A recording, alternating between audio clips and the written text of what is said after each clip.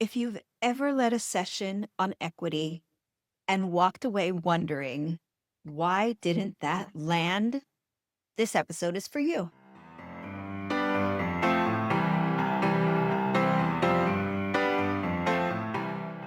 Hello, friends. Welcome to the Bright Morning Podcast. I'm your host, Elena Aguilar. And in each episode, you will learn how to lead conversations and experiences that build connection and spark real change. So today we are talking about one of the most essential and too often overlooked elements of transformational PD, which is designing for dignity. Because when people don't feel respected or seen or valued, learning just doesn't happen. Okay, let's get into it. So several years ago, I attended a full day district-led PD on cultural proficiency. It was a high-stakes moment. Educators across the district had been grappling with racial tension and inequity, and the district was finally investing in equity learning. And I was hopeful. But within something like 20 minutes, I felt my stomach drop. The facilitator never asked who we were or what we brought into the space. They launched straight into a lecture. They had slides full of definitions and research findings and a whole lot of talking at us. And the only interactive element came when we were asked to complete a worksheet about our implicit biases. Alone, silently. There was no conversation. And we were told that we would report back after lunch. There was no space to reflect, no room to ask questions, no acknowledgement of the very real identities and emotions that we were carrying into that room. And I remember thinking, you are talking about equity, but I feel invisible. And I wasn't alone. At our table, no one spoke during lunch. People were just checking their phones. And later, when we were asked to share takeaways, people mumbled things like, oh, this was fine. But the session didn't fall flat because the content wasn't important. It fell flat because it wasn't designed for dignity. And here's what I have learned since then. Dignity can't be an afterthought. It must be designed into every aspect of a PD experience, from the first invitation to the final reflection.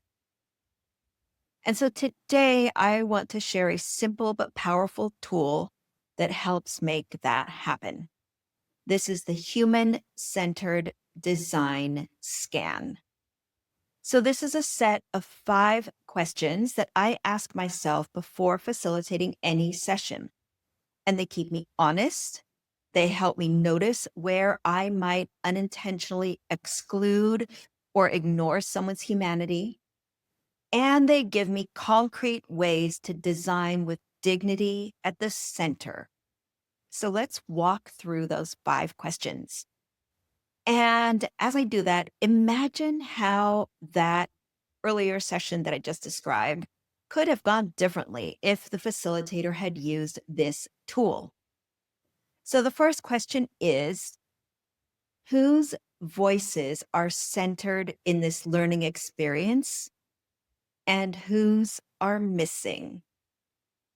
So in that PD session that I just told you about, the facilitator's voice dominated the space. There were no stories from educators of color. There were no quotes from them. There were no classroom examples. There was no co-facilitation. There was just one perspective. And that sends a message, whether we mean it to or not. The second question is, What assumptions am I making about what participants know, believe, or value? So that session assumed that we were all on the same page, that we were ready for a certain kind of content delivered in a certain kind of way. But we weren't. Some folks were new to equity work. Others were deeply immersed. Some were coming from different school cultures, different experiences, and none of that was acknowledged. The third question: how might I affirm people's identities? Through stories, language, examples, or norms. There were so many missed opportunities in that session. Even a simple question like, what identities are shaping how you enter today's learning, could have opened the space. Or there could have been a norm like, honor the lived experience in the room. And that could have given permission to speak freely. And none of that was present. The fourth question is, where is there space for participants to share their experiences and expertise? And there wasn't. And that was a huge loss because that room was full of people who had decades of experience navigating these issues in real classrooms with real kids. But the design treated us like blank slates, and people shut down. All right, the final question is, how will participants know that they are valued, respected, and expected to contribute? One sentence could have changed the tone of that day. Something like, you are not here to be fixed. You are here because your voice and experience matter, and we are building this learning space together. That one move could have opened hearts and minds. So this scan using these questions takes about 5 minutes, and it can shift everything. It helps you see your design through the eyes of those who will experience it. And it helps you catch the things that might unintentionally cause harm or silence voices. So let me give you an example of what this looks like when it's done well.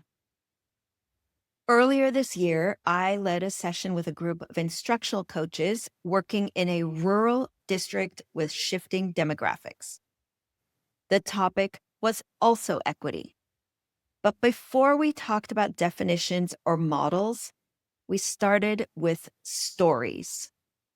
So I asked, what are the lived experiences that shape how you show up as a coach? One woman shared how she'd grown up in a bilingual household, but had been told to just speak English when she started teaching. Another shared how being one of the only Black educators in her district made her feel both visible and invisible. We spent the first hour in storytelling, not slides. And by the time we moved into frameworks and strategies, people weren't just listening, they were engaged. They were ready. And that's what dignity does. It builds the foundation for transformation. So here's your challenge this week. Before your next PD session, pause. Ask yourself those 5 questions. Don't just design for content, design for humanity. And then make one shift. Maybe it's starting with a story. Maybe it's opening space for participants to reflect. Maybe it's just changing your language so that people feel respected. Whatever it is, try it and see what opens. If this approach speaks to you and you want more tools to design and facilitate powerful adult learning, then check out the PD workshop. It is one of my favorite offerings, and it is the space where we practice exactly this kind of transformation. You will find the link in the show notes, along with links to the art of virtual facilitation and our free community webinars. Thank you for being here with me today. And if this episode helped you think differently about PD design, I hope you'll share it with a colleague. If you are listening via podcast, then take a moment to rate and review the show. It really helps others find their way to this work. And if you're watching on YouTube and something clicked for you, give this video a like and send it to someone who facilitates learning. And if you're not already watching there, then come and join us. There is a link in the show notes.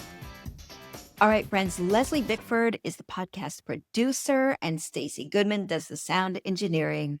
Take care and be well, everyone.